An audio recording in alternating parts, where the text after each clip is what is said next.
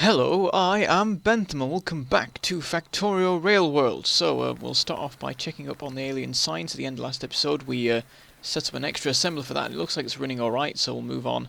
And we find that there's a bit of a problem with green signs. There's not enough conveyor belts coming through, so we'll just do a quick bit of work with inserters to help increase the production rate, and that should easily fix it.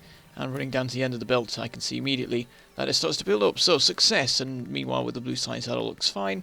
So we'll just have another quick inspection of various bits. Now that all the science is running, I get to do this again. I get to look around and see what's running well, what could do with some extra work and so on. And I find that circuits could do with some extra work. It seems to be running down. So I start making my way over to the loading area to see what's going on, well, the unloading area. And I find that the problem is, of course, that it's all being loaded onto one side of the belt, and we need it on both. So I start trying to work on a system to get the stuff from one set of inserters onto the other side of the belt, because that will nearly double the output, but it's a little bit fiddly to do considering the space that I have. In the end, I have an idea to use some underground belts to make some space, and there we go. We've managed to get it on both sides, and that should help. That should increase the rate that things move out nicely. So we make our way back down over to the factory, check up on things. It looks like the what do you call it? The advanced circuits is running absolutely fine in terms of circuits, but the smart inserters for blue signs are not perfect right now. So we could do with a little bit more. What I decide to do is go back over to the unloading area, and we're going to clear away these trees and put some unloading on the other side to help some more, and hopefully that won't cause some problems. Of course, it'll mean that there's a lot more being unloaded from the train, and it could be that that has a knock-on effect further down the line. I do need to check up on how that's going later on, make sure that the circuit factories are able to deal with this renewed demand, because we've still got the old demand of whatever there was for it, like little bits for modules and things like that, and keeping me supplied, which is enough of a chore.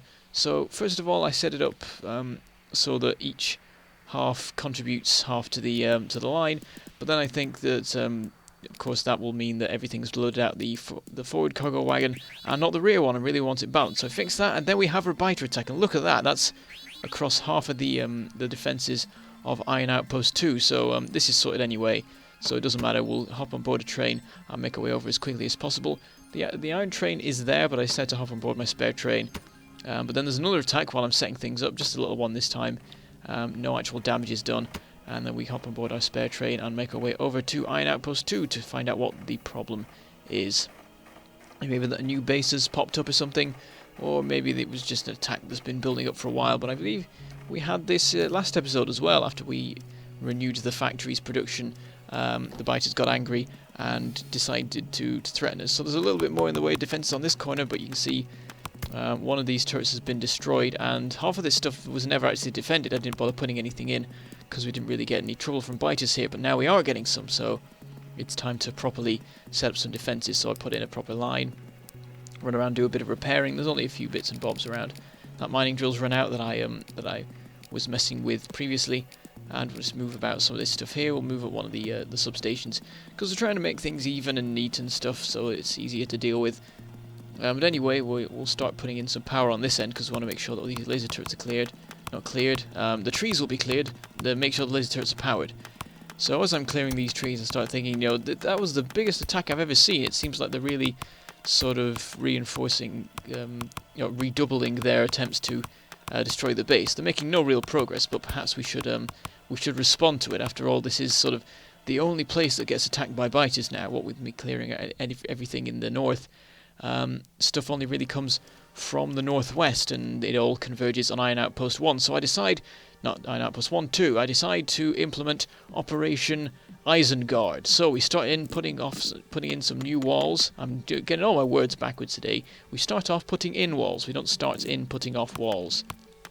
But anyway, we're going to expand out our defensive line so that we have a little bit of room to maneuver, because at the moment our defences bound the edges of the deposits themselves. The one deposit, and that's no good. We need a bit of room to put things in where it's not blocking future mining drills.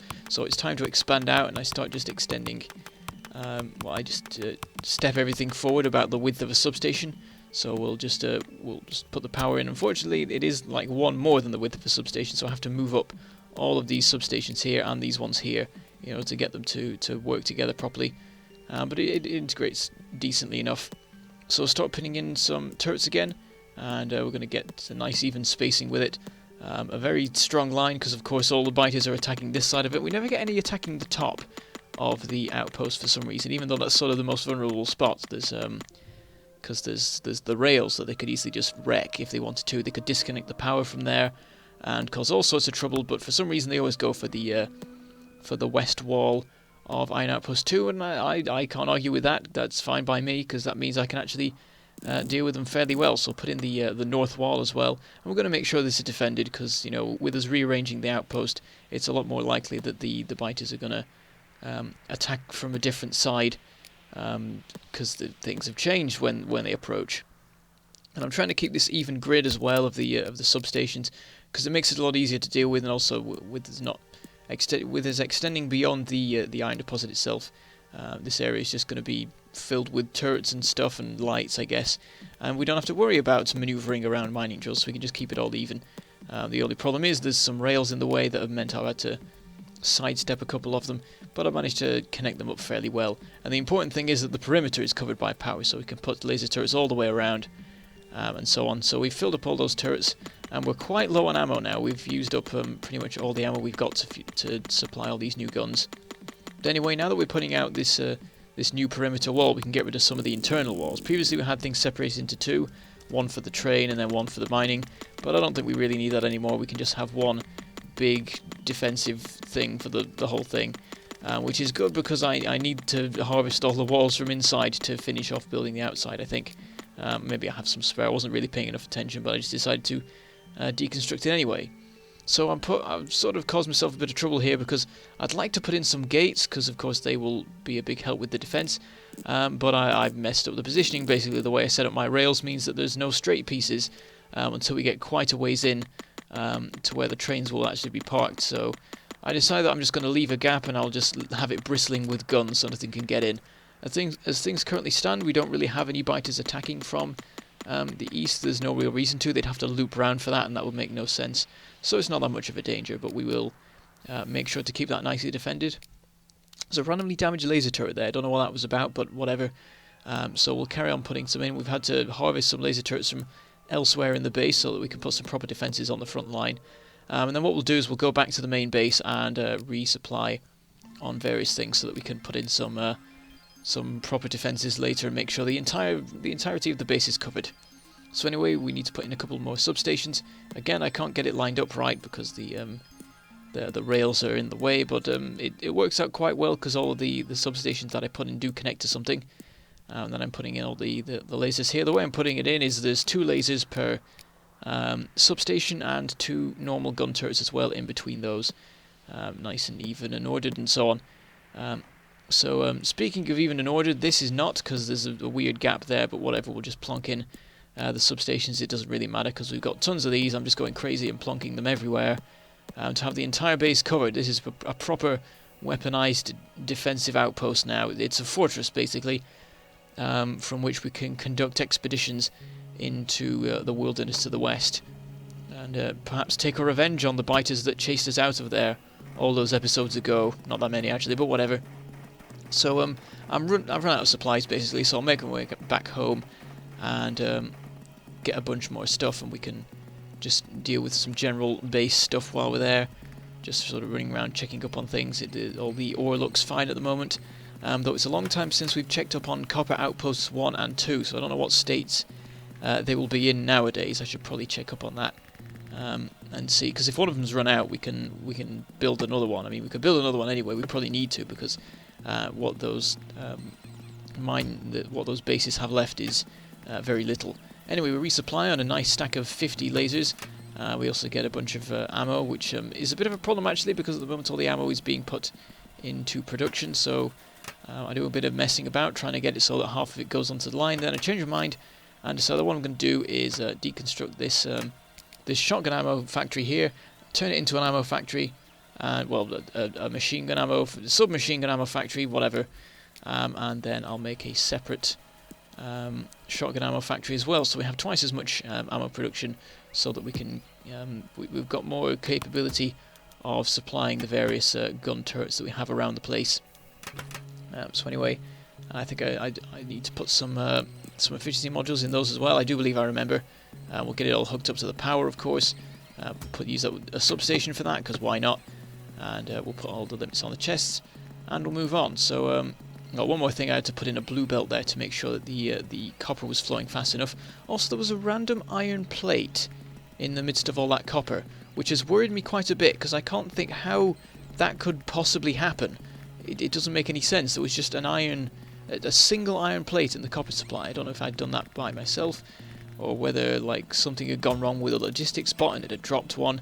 It's very weird. But anyway, I've suddenly found that all the plastic is gone. And running over here, I find out why. We have a gridlock, and quite the impressive one.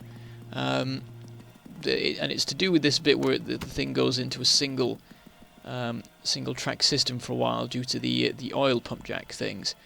It's caused a bit of a problem, and after a short bit of inspection, I wander up to the north and find that it does actually extend quite far, and I think there are 9 trains involved in this gridlock, which is quite impressive, really. I'm surprised, and it's quite cool. I don't think. Well, I'm not sure how many trains exactly were needed to make this happen, but most of the 9, I think. So it's not like this is going to be a major problem, and what I'm going to do now is make sure that this particular problem can never happen again, because it was caused by basically 2 different systems that could only be entered by 1 train at once being fairly close to each other. One of them being this bit where the one-way system turns into a 2-way track for a short while, and the other being the weird loop that we have. So by taking out one of those, we shouldn't have the problem anymore, and it makes it a lot less likely. You need a lot of things to align. So anyway, slowly everything clears out again and sorts itself out, and then we'll just put in an underground pipe here so that we can get those 2 pump jacks connected back up to the system. And there we go. That's all fine. So we've lost 1 pump jack, but it doesn't really matter because it was only providing 0.1 oil a second or whatever it is. But it's good to keep all the little ones in, because it takes a little bit of pressure off the newer outposts and makes them last longer. So anyway, going back to the main base, I can see that the plastic is fixing itself. The reason I noticed it was because the advanced circuits themselves were running down, which was interesting. And this actually causes a problem for blue science, so I'm just checking up here. I can see the plastic is nearly getting to the end of the line. It basically is. And hopefully once the advanced circuits are built up again, that will all be fixed and we'll have a build-up of plastic again. So anyway, the problem that we have is that because all the advanced circuits ran down, the blue science has run down a bit, and I don't want that to happen, because at the moment all the inserters picking up the science packs are synchronized really nicely, except for alien science, because I've already messed that one up. And what I don't want is for that to happen to blue science as well, because at the moment we have exactly equal amounts of blue, red and green science, and if the blue science runs down, that will end. But luckily the system manages to kick back in just in time, and the blue science starts to build up again, so that's quite nice. Another check-up on the advanced circuits. Not much has changed really, but it should probably be building up. It's hard to say. I'm not paying that much attention to it. It's building up on the blue science anyway, which is a very good sign. And with that, we'll go find something else to do. We'll grab a couple more bits of ammo before we go. We want to make sure that we've got enough to keep the to supply all the guns that we want to build over in Iron Outpost 2. We want to get the entire wall bristling with guns, basically. So I get up to 3 stacks of it, 4 I think maybe, and that should be all right. So we'll go and get on board our spare train and take it back over to Iron Outpost 2.1, which I may rename to Isengard. It's basically what I'm doing. I've chopped down all the trees, I've ruined all the nature, and I've left it bristling with weaponry, and so on and so forth. So anyway, we're back over at Isengard now, or whatever, and we'll put in our some more laser turrets. We've got a nice stack of 50, so we're basically sorted in that respect. I'll put in a few more guns as well, get the ammo in them. Yeah, I think it was 3 stacks I took, and I'm already thinking that maybe I should have brought a bit more, because I've used it quite a lot already on the guns, and we've still not got like half it covered. Anyway, the coolest part of this is that I'm now going to put in a logistics system, so I'm just deciding how to do it. At first I considered just covering it with a construction network, but I decided I'll do it properly, and I'll cover it with logistics. But in the end, I only decide to cover the west portion of it because they're not really attacking the other side, so it's not that important. The important thing is that we have some logistics and construction bots helping to service all of the weaponry on the west wall that has to deal with the most trouble from the biters. Anyway, while we're crafting a Robo-Port, well, it's already done, but we'll clear away these remaining trees to finish off the transformation, or not. We'll leave some of them. I don't know if I finished those off or not, but it doesn't really matter. So we'll put in that Robo-Port. We've got repair packs in both of them. I'll just mess about with these belts, seeing as we don't need the underground belts anymore. And I've also put 25 logistics and 25 construction bots into the base as well. I don't think the logistics bots are of any use right now, because it's at the moment the only real purpose is for the construction bots to repair and replace any damaged systems as time goes on. But anyway, we put in some lights to help things. I'm not quite covered everywhere with the substations yet, but I can't be bothered, so I'll just leave that. We'll just light up the places that are actually covered by the electricity network. We'll put in a substation here because this is an important bit. This is the one weakness of the fortress. So we'll put in we'll leave it bristling with guns. We'll have like 8 laser turrets and 3 normal turrets, because why not? I had a couple of bits of iron ore that I just stuck in the train there, and then we'll just put in a couple more bits along the east wall. There's a couple of gaps that need filling, and that should just about do it. But I think we are now out. Yeah, we're out of ammo there, so we're down to the laser turrets again, but that's alright. What we'll do is we'll put in the last couple of substations on the south wall, and we'll just put in laser turrets. This bit isn't attacked so much, so it probably isn't a problem, and maybe I'll come along later and finish off the job. So we'll just put a couple more laser turrets around the train itself, because of course that's the most important part of this entire thing. And then finally we'll put down a storage chest, and we'll put in our remaining laser turrets and also some walls, which should help with things. I might set up some like automatic loading of the gun turrets later on, but at the moment I cannot be bothered, so whatever. So a quick check on the trains, because of course that's the ultimate purpose of this base, and they seem to be filling up nicely. So we hop on board the train, but then there's an attack over in Copper Outpost 1 of all places. It's been a long time since that's happened, and it's not going well for it. There's lots of destruction and damage going on. So I get the train going down as quickly as I can. I send it back to the spare train area, and when it stops by the circuit outpost, I hop out and make my way down. We'll don our power suit so we can get there as quickly as possible. I'm running along the track so that if another train comes along I can grab it as it passes, but it doesn't in the end. And I get there just in time to take them out before the final laser turret is destroyed. So we lost quite a few of the mining drills, and not too much of a problem. I can deconstruct the used up ones to replace the destroyed ones, do a quick bit of repair work, put in some new power, and just use some repair packs to fix everything up. And there's also some stuff I left here last time I visited a few episodes back, which I gather as well. And I just clean up things here, because there's barely any production now. And really we should probably set up like Copper Outpost 4. We're definitely going faster with the Copper Outpost than we are with the iron ones. But anyway, the problem we have now is we only have 1 laser turret. I of course just used up all my turrets back in Iron Outpost 2, and that's a bit of a problem. So what I end up doing is crafting 2 and just a little bit of ammo for them both, and we'll just plonk those in this little bit here along with the laser turret. We'll put some walls around it to keep it as defended as possible, and they should hopefully be able to hold the fort until we can return with the cavalry, essentially, of more laser turrets, and maybe some walls as well. So anyway, we take the train back over to the main base. We can finish off the day's business. So checking up on things, it looks like the ore is doing alright. Checking up on the science, it's still loading okay. The blue science is almost built up again, which is good. And we'll grab some laser turrets now so that we don't forget later on. We probably will forget anyway, but whatever. I just sorted my inventory a bit because there's too much in my hotbar, as there often likes to be. And then we'll clean up our modules and check up on things. So yeah, there's blue science almost back up to a good capacity. Alien science is running fine. It's running down nice and slow, which is good because it means I don't have to go out killing biters too often. And then checking up on circuits, it looks like that's been very nicely fixed. And look at how all these furnaces are going. But anyway, we'll go back to the middle, and I shall say goodbye. Thank you for watching, and I shall see you next time.